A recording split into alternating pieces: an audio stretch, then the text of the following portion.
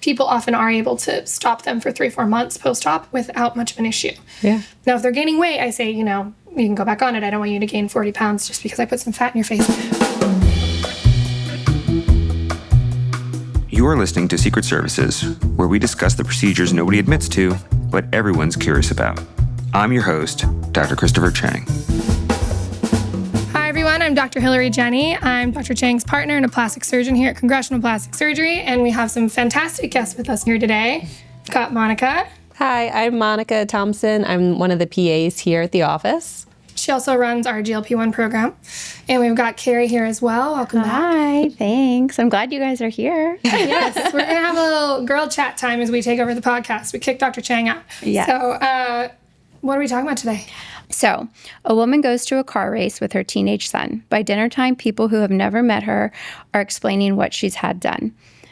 There's a real answer to what everyone has seen, and it has almost nothing to do with a scalpel. So basically, a significant amount of weight loss and what happens to your face when you experience that. Lots of things. And we see this all the time. I mean, with our patients who are in our program, other people out there doing GLP-1s, GLP-3s, all sorts of things. So your face is affected like the rest of your body, right? What have you been seeing? I've seen a lot of patients that come into the office hoping to lose a little bit of weight. They found that, it slowly starts to creep up over time, and they're just finding it really hard to lose those annoying 10, 15, 20 pounds that they've been trying to lose for quite a long time. So not only they're hoping to lose a little bit of weight, maybe in their thighs, the belly, but just kind of all over, they're hoping to slim down a little bit. The one place they don't want to lose it, though, is the face. Yes. But it's affected like everything else. So we see this all the time. And I think a lot of people always wonder kind of when should I do something about this and what can we even do? So what do you typically tell people when they ask you? So we typically tell patients that, we don't want patients to lose weight too quickly. So our program is for 6 months in the office, and 3 or 4 pound weight loss per month is, an average. We don't like to see any more than that. Patients that lose weight too quickly, it's not a healthy thing to do. So, and we like to see them every month and monitor them and make sure that they're, feeling okay on the medication and don't have too much of those, uncomfortable side effects that you can develop. And then when they're kind of nearing the end of their weight loss journey, that's kind of when we can do other things, or even a little bit along the way too, right? So one of the things that we do... Well, you're amazing at this, but fat transfer to the face, yes. I absolutely love that. That's obviously the more invasive way to go, but I personally love fat transfer to the face. I think it's amazing results, not only to give you volume in the face, but your skin, I always say it's like liquid gold for the skin. Mm-hmm. Your skin just like eats it up.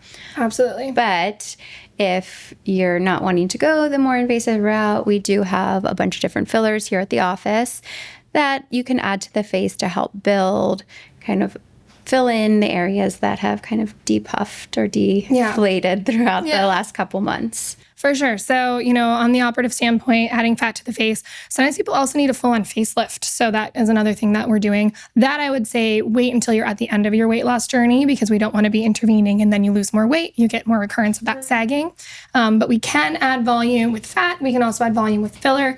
Filler is going to be a little less downtime, but also a little bit less volume kind of added with that. We have volumizing fillers, but we also have skin beef, which we like as well. And so that can add just a little bit of boost and hydration to the skin. So all of those things can be helpful. Yep.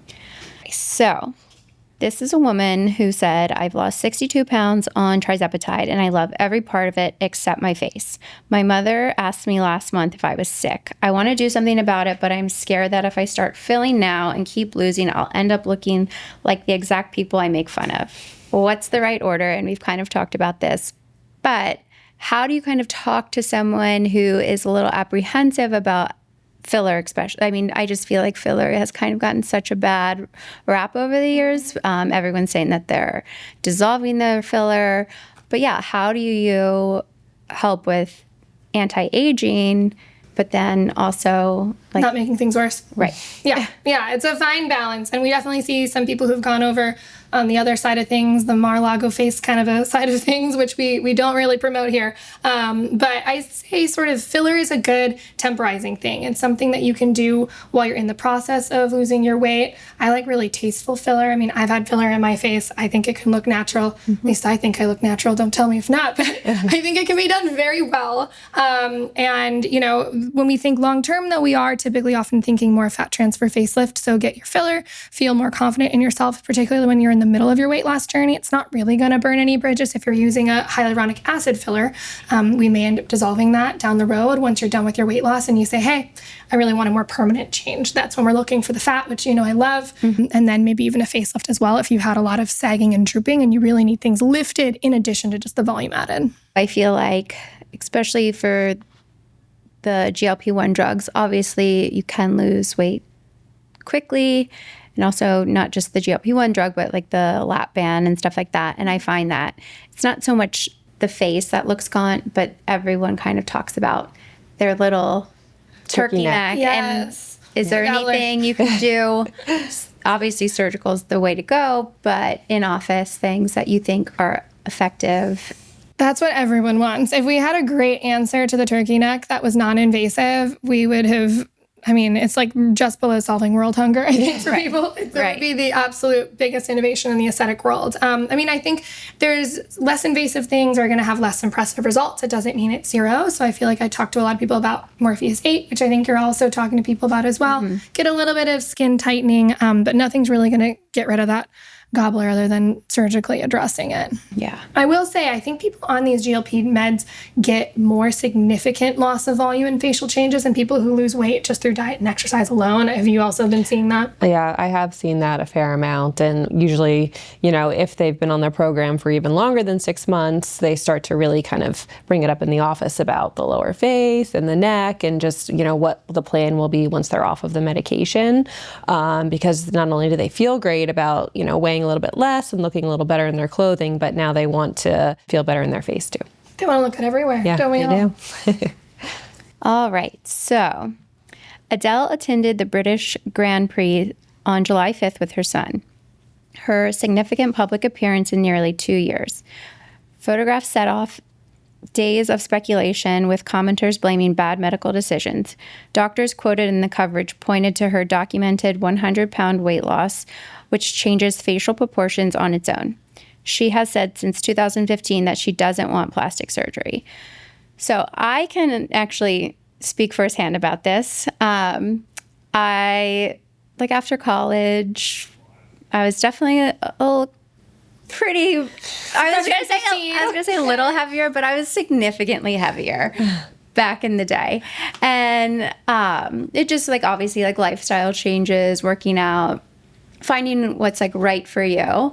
But we joke about, there's this picture that goes around the office and we call it Fat Carey because my face looks so. Can't even imagine this. Oh, I'll have to. It's a terrible picture. I'm in Nantucket. I'm like burnt to a crisp. Of course. I just look ridiculous. And yeah, we like, I think Dr. Chang made like a sticker out of it. Of course. Yeah. And we call it like Fat Carey. And my face is just so puffy. My nose looks bigger. My eyes look smaller. And it's funny because last year we had a photographer come to the office who had done our website photos like years ago, and he asked me, he's like, did you get a nose job? And I was like, no, like just lost a lot of weight. Yeah. But I think like too, it's like people think like when you lose weight, like they're like, oh, she's had something done, when really like, no, it's my nose, it just has less fat, I guess, on it. And it honestly goes both ways because sometimes people have had something done and people just think they lost weight. Like we see that a lot when people are getting face and neck lift to address the gobbler. People are like, oh, you look like you lost weight, when really it was getting something done. Yeah. So I think it's funny. I think these discussions are always interesting to me because I have like a love-hate relationship with it. Like the plastic surgeon in me does look at these people online and I'm like, what did they do? Did they do? I don't think they did. And then the like woman in me is like, why are we constantly critiquing women's bodies and finding a reason for why they look the way they do. So I struggle with this a little bit, but I do think in general, the internet loves to jump to surgery, particularly for celebrities. And they do kind of lose their ability to have like an anonymous aspect, their anonymity. They kind of lose that because they're in the public eye, and I don't think we give them as much grace because we assume they've done something. Whereas your average person you meet, it's more likely you think that they've lost weight rather than maybe they did actually have something done. Yeah. There's this doctor that's on TikTok, and she basically like has side-by-side photos of celebrities like 5 years ago, 10 years ago, and she kind of like starts from the top and like breaks it down. And it's so interesting, like what she says, like when they've obviously have like a fuller face. She's basically like, the filler's overdone. They have way too much in their cheeks. It's making their eyes look too heavy. Like they're like, so basically she's like kind of breaking it down. And you tend to get like harsher reviews on people who have fuller faces, but for the celebrities that have like lost weight, she kind of is like a little bit more like kinder, or like, I don't know. It's very funny. But the one thing that she always talks about, and again, like obviously fat is all over your face, and I like always like find it so satisfied when we're doing an upper bluff and like a nice little fat pocket comes out, and Our little fat is beautiful. Yes. But she says like, she's like, they've had an upper bluff and their eyes are hollow, but I'm like, did they have an upper bluff, or did they just lose a lot of weight? Age? Yeah. I've lost volume in my upper eyelids just through time. And I look at myself and I'm like, I definitely know I'm going to be gaunt at some point. It won't have been from an upper bluff. It'll just be age. Yeah. And, losing that volume, we lose volume in our faces as we age. So that in combination with weight loss can produce some of these really dramatic changes that people often chalk up to surgery. But especially if you're losing this weight quickly in combination with aging, it can change a lot. Yeah. Yep. Okay. So we've talked about what rapid weight loss, including through GLP medications, can do. But what's kind of the endpoint when people have lost their weight? We're thinking about doing some interventions to address some of the changes they've seen. What's their long-term course going to look like? So for some patients that have, lost a fair amount of weight and they're so worried about gaining it back again, we will discuss a maintenance program where it's a very, very, very small amount of GLP-1, where they will take that for an additional 6 months, just so that they are able to see how they're able to tolerate going back to their lifestyles that they were doing before they were on their GLP-1s, to see if they gain any weight back. I will say that for the patients in our office, we've had a lot of patients come through here, and we have not had many patients go back onto the medication after they've gone off of it. Most patients are thrilled that they've lost the weight. They've worked really hard. They have purchased new clothes, and they want to wear the new clothes that they've bought. So they haven't really gained weight back.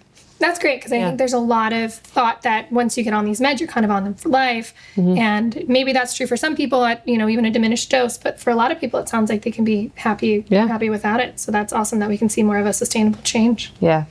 We've been really thrilled with the results here for our patients in the office. What have you been seeing for side effects, things that you're monitoring for as you handle the patients? So the most common side effects that we hear about are a little nausea, a little fatigue, a little heartburn.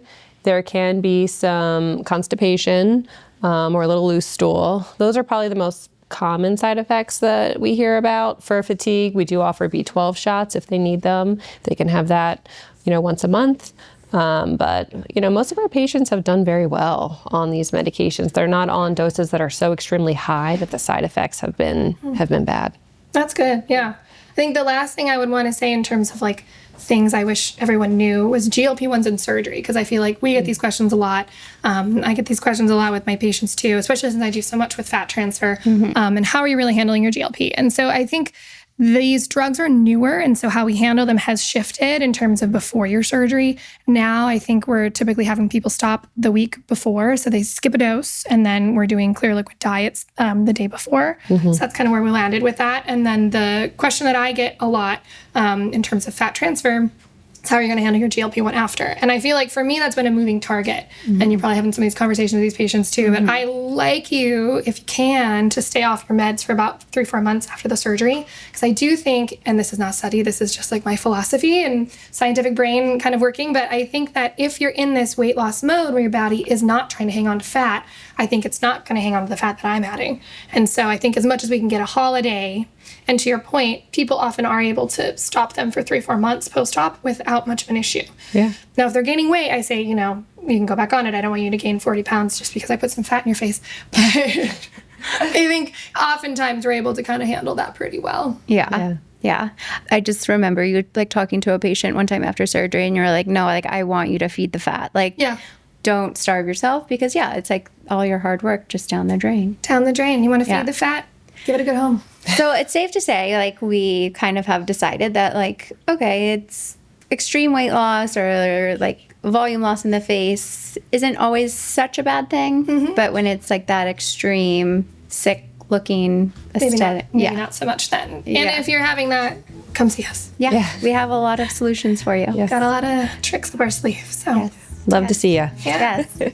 Well, this was fun. a little girl Good. chat. Girl chat. We'll have guys coffee next time. Yeah, exactly. All Well, right. thanks for joining us. Thank Catch us you. next time we take over the podcast. Yeah. Bye. Thanks for listening to Secret Services, the podcast where we see everything and say nothing, except right here. I'm Dr. Christopher Chang, double board certified plastic surgeon located in Tysons, Virginia. Follow us on TikTok at Congressional P Surgery or on Instagram at Congressional Plastic Surgery. To send us a classified message or to hear more episodes, go to secretservicespodcast.com. Links to everything we talked about on today's show are available in the show notes. Oops, patient's here. We gotta go.